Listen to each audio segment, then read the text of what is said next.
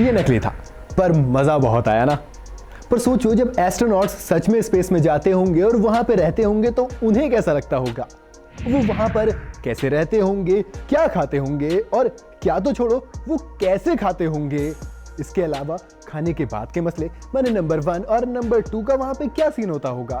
कभी आपने ये सोचा है? सोचो, अगर सोचने में इतना मजा आ रहा है तो जब मैं आपको बताऊंगा कि वहां पे ये सब कैसे होता है तो कितना मजा आएगा। और इसके साथ ही यार एक सवाल और है जो इंटरनेट पर खूब घूमता है, मैंने भी कई जगह देखा, कि स्पेस में लोग सेक्स कैसे करते होंगे और करते भी हैं या नहीं। चलिए आज मैं आपको सब बताने वाला हूं। हेलो दोस्तों, मैं हूं असद और आज मैं आपको इस स्पेस में लेके जाऊंगा। मतलब सच में नहीं लेकर जाऊंगा, बस हाँ, वहां की दुनिया में जो भी एस्ट्रोनॉट्स करते हैं और जैसे जैसे वो करते हैं वो सब मैं आपको दिखाने वाला हूं। तो चलिए शुरू करते हैं। अब अगर हम स्पेस में जाने की बात करें तो सबसे पहले तो ये तय किया जाता है कि कौन कौन स्पेस में जाएगा। माने कि सबसे पहले क्रू यानी कि ग्रुप तय किया जाता है और फिर इन्हें ट्रेन किया जाता है। जब इनकी ट्रेनिंग कंप्लीट हो जाती है तो इन्हें रॉकेट में बिठाकर स्पेस में मौजूद ISS यानी कि इंटरनेशनल स्पेस स्टेशन में भेज दिया जाता है। अच्छा, इस ISS की एक छोटी सी बात बता देता हूं कि इसे एक बड़ी रकम खर्च करके इन 16 देशों ने मिलकर बनाया है। वो बड़ी रकम है $150 बिलियन, जो कि रुपीस में होती है इतनी। तो ISS में इनका दिन शुरू होता है सुबह 6 बजे। अब अगर आप ये सोच रहे हैं कि इनको सूरज जल्दी दिख जाता होगा इसलिए ये इतनी जल्दी उठ जाते हैं, तो आप गलत हैं। क्योंकि अगर सूरज के दिखने की बात करें तो जिन 24 घंटों में पृथ्वी पर सूरज सिर्फ एक बार निकलता है और छिपता है, वहीं ISS में ये एस्ट्रोनॉट्स सूरज को 16 बार निकलता और छिपता देखते हैं। इसका मतलब ये हुआ कि ये सूरज के नहीं बल्कि पृथ्वी के टाइम के हिसाब से काम करते हैं और इनके काम की शिफ्ट होती है सुबह 6 बजे से लेकर रात को 9:30 बजे तक। तो 6 बजे सुबह होती है और सभी एस्ट्रोनॉट्स अपने पेट्स यानी कि माचिस के डिब्बे जैसे इन कैबिन में से लगे स्लीपिंग बैग से निकलते हैं और सबसे पहले सारी न्यूज चेक करते हैं और देखते हैं कि अर्थ से रात में कोई नया मिशन तो नहीं भेजा गया है या फिर कोई और भी इंफॉर्मेशन तो नहीं आई है। जैसे कि सुबह उठते ही हम अपना मोबाइल चेक करते हैं कि कहीं बाबू ने रात को कुछ जरूरी इंफॉर्मेशन तो नहीं भेज दी या फिर कोई मिशन तो नहीं दे दिया है। इसके बाद शुरू होता है बेसिक दिन, यानी कि वो काम जो हम सुबह उठते ही करते हैं, मतलब अपना मोबाइल चेक करने के बाद वॉशरूम जाना। अब सोचो कि जहाँ पर ग्रेविटी ना की बराबर है और पानी की एक बूंद से लेकर खाने के पैकेट तक सब कुछ हवा में तैरता है, वहाँ पर अगर आपको नंबर 2 लग जाए तो फिर क्या होगा। डरने की बात नहीं है, क्योंकि स्पेस में आपके पास ये मौजूद है। ये एक वैक्यूम वाला टॉयलेट है जिसके ऊपर बैठकर आप फ्रेश हो सकते हैं। ये वैक्यूम की मदद से सब कुछ अंदर स्टोर कर लेगा और कुछ भी हवा में नहीं उड़ेगा। वहीं नंबर 1 यानी कि टॉयलेट के लिए हर एस्ट्रोनॉट्स के लिए वैक्यूम यूरिन कप होते हैं जिनके अंदर एक फैन लगा हुआ होता है और इसी फैन की वजह से ये सारा यूरिन नीचे इकट्ठा हो जाता है। अब आपके दिमाग में ये भी आ रहा होगा कि इसका होता क्या है, इसे बाहर स्पेस में तो नहीं फेंक देते।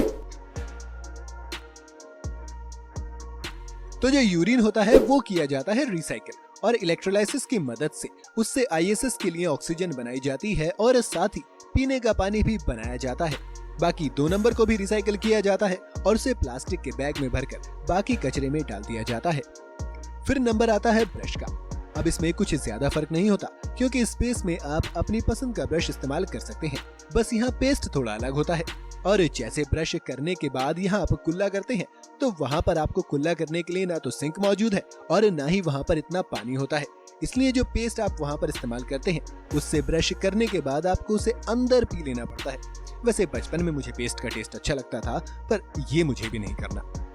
इसके बाद नंबर आता है नहाने का। तो नहाने के लिए आप यहाँ अपने घर पर तो मस्त फव्वारे के नीचे खड़े होकर नहाते हैं, लेकिन भाई स्पेस का सीन थोड़ा अलग है। यहाँ होता ये है कि इस साबुन वाले पानी से टॉवल को गीला किया जाता है और बस उसी से आप अपना शरीर रगड़ रगड़ कर साफ करते हैं। और जिन एस्ट्रोनॉट्स को शैम्पू करना होता है उनके लिए अलग तरह का शैम्पू है जिसे डायरेक्ट बालों की जड़ों में आप लगा सकते हैं। नहाने के बाद ज्यादातर एस्ट्रोनॉट्स शॉर्ट्स, टी-शर्ट्स और पीजेस पहनकर तैयार हो जाते हैं। ऐसा इसलिए क्योंकि ISS के अंदर का टेम्परेचर 18 से 26 डिग्री के बीच में रहता है। इसके साथ ही एक और जो चीज है जो इंपॉर्टेंट है यहाँ पर, वो ये है कि ये एक जोड़ी कपड़ों को कई दिनों तक पहनते हैं। इसकी 2 वजह है। पहला तो ये कि स्पेस में इनके पास स्पेस बहुत कम होता है। दूसरा ये कि स्पेस में एक तो पानी की कमी है, इसलिए वहां पर सिर्फ इतना पानी अवेलेबल होता है कि उसे या तो ये पी सकते हैं या फिर उससे कपड़े धो सकते हैं। तो मुझे लगता है चॉइस करना इतना भी मुश्किल होता है। तो अब सारे एस्ट्रोनॉट्स फ्रेश हो गए हैं, तो अब बात करते हैं उनके खाने की। जैसे आप कभी पिकनिक पर जाते हैं तो खाना अपने साथ लेकर जाते हैं, उसी तरह एस्ट्रोनॉट्स भी स्पेस में अपने साथ खाना लेकर जाते हैं। इसमें दो तरह के खाने होते हैं, एक वो जो डायरेक्ट खाए जाते हैं यानी कि फ्रूट्स और ब्राउनीज, दूसरे होते हैं वो खाने जिनमें गर्म पानी डालकर खाया जाता है जैसे मैक्रोनी, चीज और स्पैगेटी। इस सब के साथ ही इनके पास खाने के लिए nuts, peanut butter, chicken, beef, sea food, candy जैसी कई चीजें होती हैं और पीने के लिए कॉफी, चाय, ऑरेंज जूस, फ्रूट पंचेस और लेमोनेड। जी हाँ, स्पेस में ये लोग ऐसे ही शानदार खाने खाते हैं और खाना इन्हें टाइम टू टाइम कैप्सूल के जरिए पहुंचाया जाता है। इस खाने को गर्म करने के लिए आईएसएस में ओवन होता है, लेकिन वहाँ पर फ्रिज नहीं है, इसलिए फ्रूट्स और बाकी खाने को बहुत ही हिसाब से इस्तेमाल किया जाता है ताकि वो खराब ना हो। अब जिसको फ्रूट्स खाने हैं वो तो उसे नॉर्मल तरीके से खा ही सकता है, लेकिन जिसको जूस पीना है या फिर कुछ और पीना है तो वहां पे होती है इस तरह की बॉटल्स। और सिर्फ इस तरह की बॉटल्स में जूस वगैरह नहीं होता, बल्कि खाने से लेकर सारी चीजें वो ज्यादातर पेस्ट में ही उनको मिलती हैं। यहाँ तक कि इन्हें नमक और पेपर भी इस तरह की बॉटल्स में ही लिक्विड फॉर्म में मिलता है। क्योंकि सोचो यार, अगर आप स्पेस में हैं और आपने स्प्रिंकलर से नमक छिड़का तो वो हवा में तैरने लगेगा और खाना लेके आप उसके पीछे पीछे घूमोगे। खाने के बाद अब बात करते हैं काम की। आईएसएस में हर एस्ट्रोनॉट्स का काम पहले से तय होता है और उसी स्टेप्स में वो किया जाता है। जैसे कि कुछ लोग एक्सपेरिमेंट्स करते हैं, इसके साथ ही कुछ लोग आईएसएस को रिपेयर करने के काम में लग जाते हैं, क्योंकि बाकी काम जरूरी है पर ये बहुत ज्यादा जरूरी है। अब रिपेयर के लिए कई बार इन एस्ट्रोनॉट्स को आईएसएस के बाहर भी जाना पड़ता है। जी हाँ, यानी कि स्पेस में, और इसे बाहर जाने को ही स्पेस वॉक कहते हैं, जिसे आप चाहें तो मून के बगल वाली वॉक भी कह सकते हैं। इस वॉक को करने के लिए एस्ट्रोनॉट्स वो भारी भरकम स्पेस सूट पहनते हैं और फिर बाहर जाकर काम करते हैं, जैसे आईएसएस की बैटरी बदलना और ब्रोकन पार्ट्स को रिपेयर या फिर चेंज करना। रिपेयर के साथ साथ पूरे आईएसएस को क्लीन करने से लेकर सॉफ्टवेयर अपडेट करने और पूरे आईएसएस को डिसइंफेक्ट करने तक सब कुछ बहुत ही बारीकी से किया जाता है। सारी सफाई के बाद कचरे को सर्विस व्हीकल में डाल दिया जाता है। अब फ्रेश होना, खाना और काम करना तो देख लिया, अब आपको वो बताता हूँ जो कहा था। अब आपको बताते हैं एक्सरसाइज के बारे में। स्पेस में एस्ट्रोनॉट्स डेली एक्सरसाइज करते हैं, क्योंकि भले ही वो पूरा दिन काम करते हैं पर स्पेस में वो धरती की तरह पैदल तो नहीं चलते, इसलिए उनके मसल्स के लिए ये एक्सरसाइज बहुत ज्यादा जरूरी होती है। ये एक्सरसाइज भी इनकी ड्यूटी का ही एक हिस्सा होती है और इन्हें रोजाना कम से कम 2 घंटे एक्सरसाइज करनी होती है। इसमें 3 एक्सरसाइज की मशीनें होती हैं। पहली है एक्सरसाइज बाइक, जिसमें बैठने के लिए सीट नहीं होती, क्योंकि जीरो ग्रेविटी में आपको बैठने के लिए कुछ चाहिए भी नहीं, सिर्फ पकड़ने के लिए चाहिए होता है। दूसरी होती है ट्रेडमिल, जिसमें एस्ट्रोनॉट्स बंजी स्ट्रिप्स में बंद कर रनिंग करते हैं। और तीसरी है एरिड, यानी कि एडवांस रेसिस्टिव एक्सरसाइज डिवाइस। ये कुछ और नहीं बल्कि एक तरह की वेटलिफ्टिंग मशीन ही है और हर एस्ट्रोनॉट्स अपने हिसाब से इन तीनों मशीनों को टाइम देते हैं।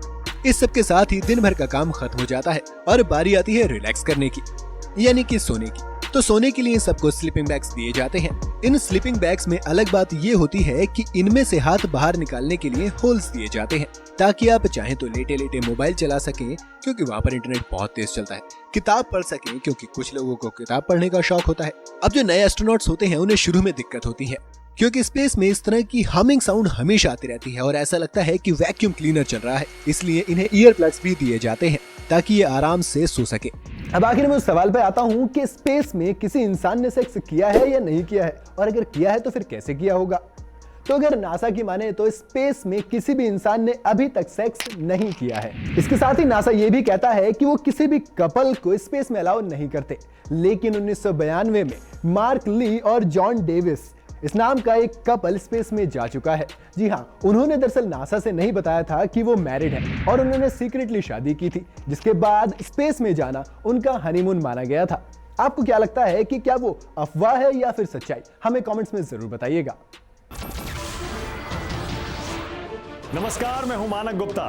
अगर आपको हमारा ये वीडियो पसंद आया हो तो इसे लाइक और शेयर जरूर करें, और हाँ, हमें सब्सक्राइब और फॉलो करना ना भूलें, ताकि आप देश और दुनिया की कोई खबर मिस ना करें। तो जुड़े रहिए हमारे साथ और देखते रहिए न्यूज़ 24।